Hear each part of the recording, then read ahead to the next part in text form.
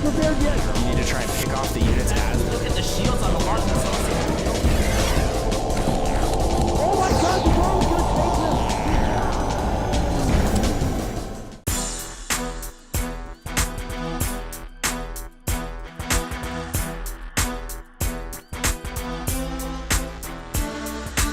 What's up, ladies and gentlemen? We are back, and we have game 2 for you guys between Millennium's Diestar and Complexity's Drewbie. Drewbie taking game 1. He will be spawning as our green Terran in the top right-hand corner, and in the bottom left, we have his opponent Diestar as the purple Terran. The map is Crossfire, and I think we're going to see some heavy World War I style tank action here, if I'm not mistaken. Yep, it is Crossfire. That means these Xel'Naga towers control a ton of tight little choke points and ramps. Tanks are very, very powerful here in any matchup. By the way, folks, this is Cast Pajamas with Pain User. Hope you guys have enjoyed our casting so far. And yes, indeed, Crossfire is the game.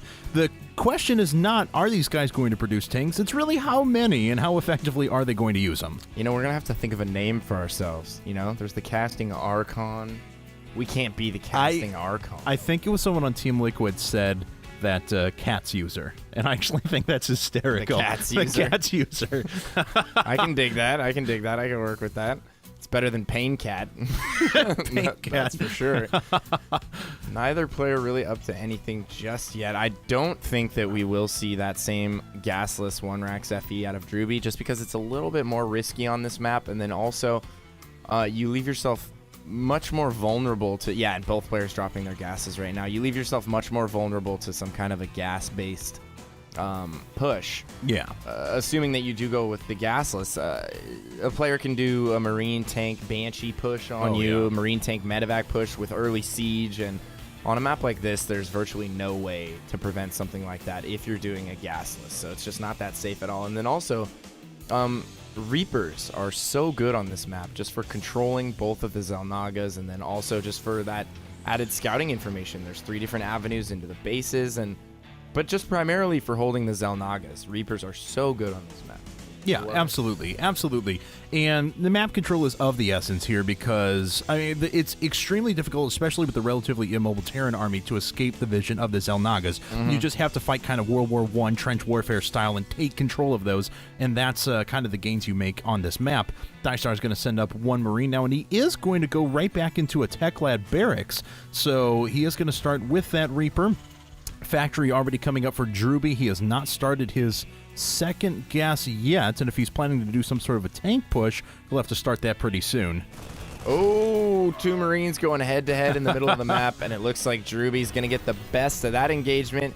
He will live to fight another day. 3 hit points, going to get out of there, head back to base, but this Reaper coming out for Diestar will be able to very easily kill that low HP Marine and possibly kill another Marine or 2. I doubt it, though. By the time it gets over to Drewbie's base, he will have 3 or 4 Marines for certain, and he did get that much earlier factory because he did not get a Reaper, obviously, so able to get that factory 50 gas earlier.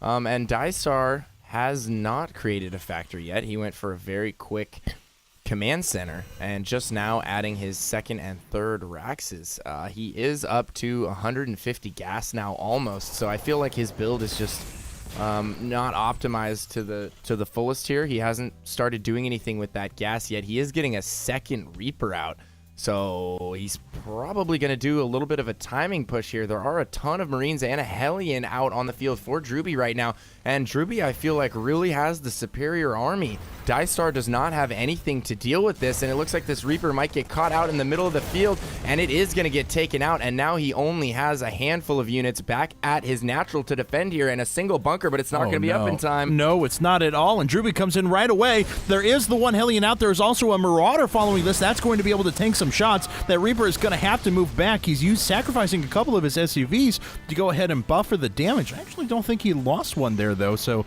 nice job with control, and of course he does have the 2nd base, so will be able to reproduce quicker. There, the bunker does get done, and that's going to drive off the rest of the units. Gets done right in time. It does indeed. Perfect timing right there, and Diestar bringing out just the necessary amount of units to hold there.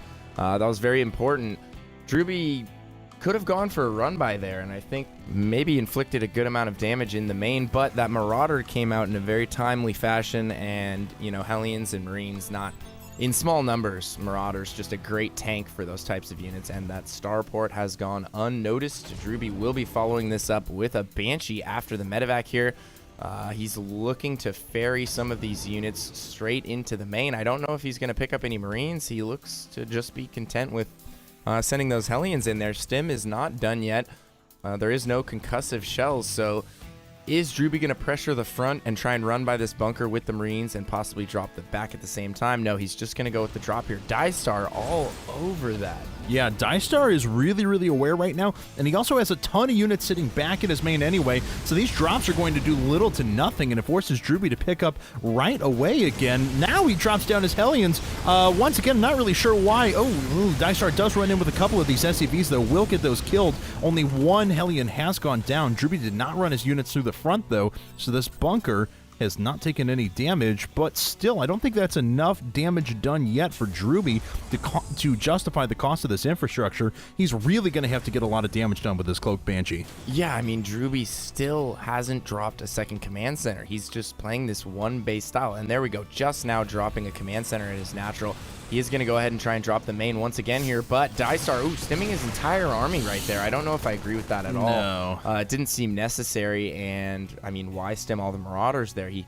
That was just strange, but maybe he was worried they potentially had Blue Flame now, which would have made them a much bigger threat, but he does not have Blue Flame. He invested all of that in Cloak and this Banshee here. The Banshee headed into the natural right now.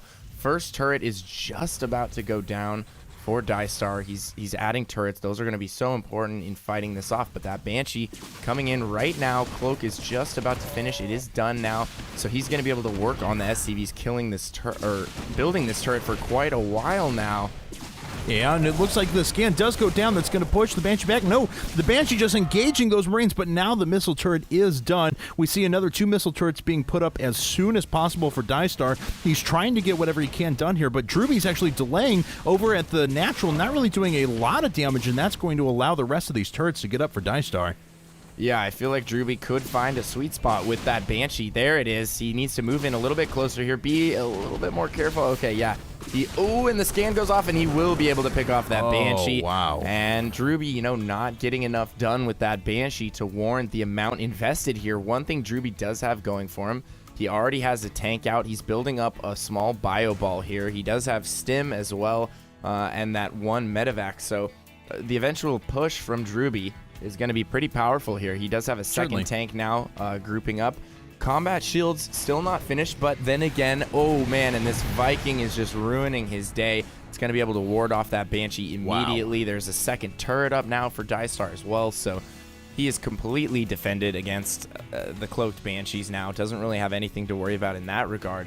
We do have a pretty sizable push coming up here for Drewbie, and surprisingly enough, Drewbie, I think, has the superior army right now. He is going to be able to set up a position above the natural, assuming he wants to push that far. He's just hanging out at the bottom Xel'Naga tower right now, not really doing any kind of aggressive... and there we go. Now starting to move down from the Xel'Naga tower, and he's going to set up on that high ground, and Diestar is going to be hard-pressed to hold this off. Yeah, absolutely. This bunker's already taking a lot of shots. These tanks are already sieged up as well, and Diestar's not going to be able to advance into that, nor is he going to be able to continue the repair of that bunker, as that siege tank is going to be able to neutralize a lot of those. Drewbie right there. Doesn't quite kill it, but almost. Maybe one more Marine, and he would have been able to take out that Viking, which would have been crucial, because that Viking is allowing him to maintain air superiority, and he can continually repair that, and that will prevent the Banshee from spotting. And oh my god, pulling some SCVs here. It looks like he is going to go all in on this, and he's going to take some heavy losses. He is, but he's doing a lot of damage to Drewbie's attacking force. 2 of the tanks have already been focused down. The third is going to fall pretty quickly as well. Diestar retreating with his SCVs, and it looks like he is going to break this position. Drewbie is pulling back to yet another siege tank, however. These Marauders are taking so much damage. They do the brunt of that, then they have to back away. Let's take a look at the economic situation. Diestar still up by 3 workers overall, and he finally has his first tank out. Does that neutralize the numbers? No, Drewbie's still a little bit ahead, and Drewbie doing a nice thing by setting up a second factory and taking the third here in the top left. if that goes undetected, his siege tank production is going to be absolutely great. I totally agree. I think that Diestar did come up pretty big right there, though, able to reduce Drewbie's siege tank count to 1. Drewbie still has this aggressive position, though, and it's just so advantageous for him. He's holding on to that Xel'Naga.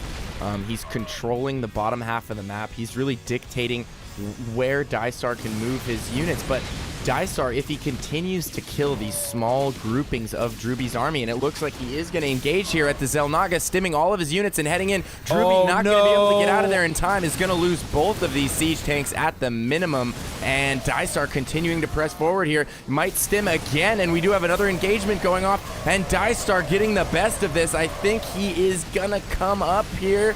No, the tank in the back actually coming through for Drewbie. This is so close. And it looks like he finally does break the position, but those tanks were so valuable back there for Drewbie, doing so much damage. Take a look at the army tab now. Both players, let's see, Diestar has a little bit of an advantage in terms of army value, but he has pulled a larger lead in SCVs. Drewbie was not continuing with that production the whole time. More worried about dropping down the mules here at the top left. But importantly, that command center is done, and he is going to have 50% greater mule production at the moment. So his economy looking just fine. Yeah, he does have a chance to catch up here. I feel he is a little bit behind right now, certainly in terms of military, possibly in the economic game as well. But with that third command center, over the next few minutes here, he's going to have an opportunity to catch up pretty quickly. I'm actually surprised that Drewbie didn't go for the gold immediately. I'm surprised Drewbie didn't go for the gold immediately, because he did have an opportunity right there while he had control over the bottom half of the map, and muling on that gold just so important in this matchup. The first player to take a gold really gets a huge advantage, and Drewbie might lose this Banshee here. No, he will keep the Banshee alive, and he is going to be able to prevent the third from going down for Diestar. He's going to pick off these SCVs, prevent these turrets from getting up. This Banshee will go down, however, to these Vikings, and that command center is going to float in there to the third for Diestar. So Diestar not too far behind, getting his third just a few minutes after Drewbie, and it looks like Drewbie is going to head down once again and try and take back that position that he's been so fond of this entire game, but Diestar coming to meet him in the middle. And with that superior production and that economy there for a while, Drewbie did actually pull even in supply, and his army is even larger than Diestar's at the moment. Composition tells us he's ahead by 4 tanks, but he has significantly less medevacs. So if Diestar can force an engagement when Drewbie is unsieged, he will come out in the better of this, but Drewbie is in a very nice position. Looks like Diestar is planning just to run around here. He's not even going to engage these tanks head on. He's just going to make his way off to the right and try and threaten these and pull Drewbie's forces out of position. So what a bold move from Diestar here, just cutting in straight to the natural. I don't know if this is going to work out for him. He is killing a ton of SCVs right now, though, and Drewbie pulling the SCVs from his main as well. Going to lose almost all of them, and Diestar just doing so much damage right now. I don't know if Drewbie's going to be able to recover from this. That was a horrible blow to his economy and his army. Diestar losing his entire force, but I think it was more than worth it. Oh my god, he is down by 43 workers now. 43, and Diestar is finishing up his third orbital command down here at the bottom right, which means Drewbie is not going to be able to outpace Diestar in economy. Diestar is just going to be able to continually reproduce, whereas Drewbie is forced to produce just 5 Marines at a time right now because he has to support the SCV production and can't worry about his mining all that much. We have 11 Marines at a time coming out of Diestar, plus tanks. Drewbie sieging himself up again. He does have that tank force to fall back on, but Diestar, if he finds another engagement like that, he is going to obliterate Drewbie's forces. Wait, how many Marines are coming at a time? 11. 11! I was waiting for that again. Oh my god, look how many upgrades we have coming out of Drewbie right now. We have weapons 2, armor 2, and vehicle weapons coming for Drewbie. I don't know if, like you said, interesting choice. I don't know if that's really his best course of action right now. He doesn't have the army to really benefit from those upgrades right now, and he just took such a hard hit on the economy here. And now this is where the infrastructure is also going to hurt Drewbie, because he has no turrets up from earlier on in the game. These drops are going to be able to run freely, and this one at the natural going to do so much damage here, taking out mules, SCVs, forcing him to pull, and I don't think Drewbie can afford to be losing this mining time right now. It's so crucial for him. And this was a cute little move, too. Diestar actually left a couple of Marines down here just to pick off a couple more units and force Drewbie's units away as he moves up with another force of Marines. Fortunately, he's not going to find much production going on here, but he'll start to focus down a few of these supply depots, continuing to do damage. He's also denying all of the gas mining at the main, killed a bunch more SCVs at the main. He is just absolutely picking Drewbie apart right now. His army is getting so much bigger. Drewbie attempting to take the gold right now. I don't know if he's going to be able to hold that position there. It's possible, but, you know, Diestar in a position right now where he can continually drop. He has so much freedom on the map. He doesn't have that many tanks, though. I'd love to see Diestar add a second factory, maybe even a third factory here. He might actually have 2 now at this point. We haven't checked his infrastructure. Okay, so he does have 2. I would love to see him add a third factory.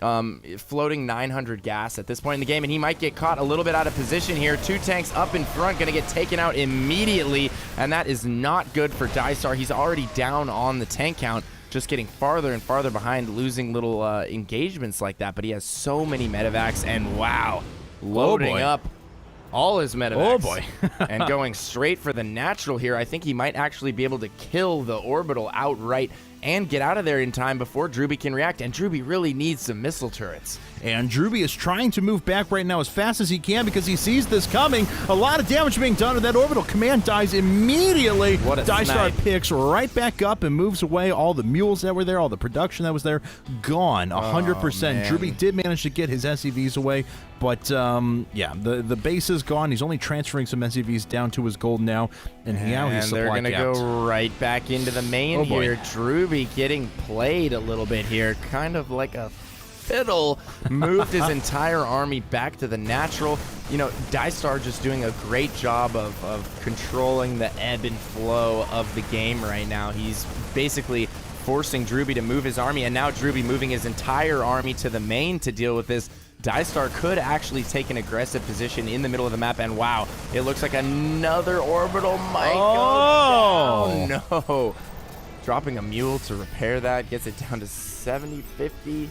Did not burn down. And yep, using this opportunity to take a position at the North Xel'Naga, and this is just absolutely horrible for Drewbie. It's going to be so hard for him to take this position back, and this is just setting Diestar up for a beautiful, beautiful engagement. Absolutely. Look at the way Drewbie just streaming his forces in one by one right now. He's going to sit up right underneath these siege tanks. They have already done damage. One tank from Drewbie has gone down. Oh, the gold falls, and he's pulling all of those units back into the siege tanks. Drewbie going to lose all of his Marines. Goodness. That was, I don't even know what that was. That was a lot of Marines dying. Yeah. That's for sure.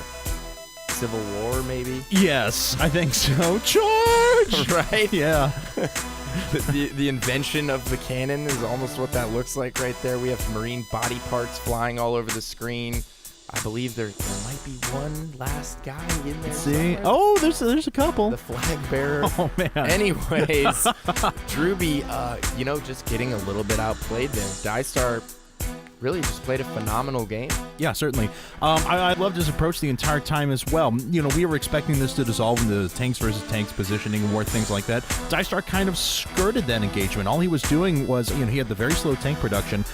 He was able to pick up his units, do key drops that pulled Drewbie out of position, and just use his more mobile army to that advantage. I mean, that was beautifully played. Yeah.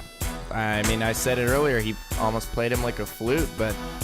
did I say fiddle? I believe I said fiddle. I think fiddle. Fiddle. It's good. No, we like it. The analogy's good. Some kind of minstrel-esque instrument.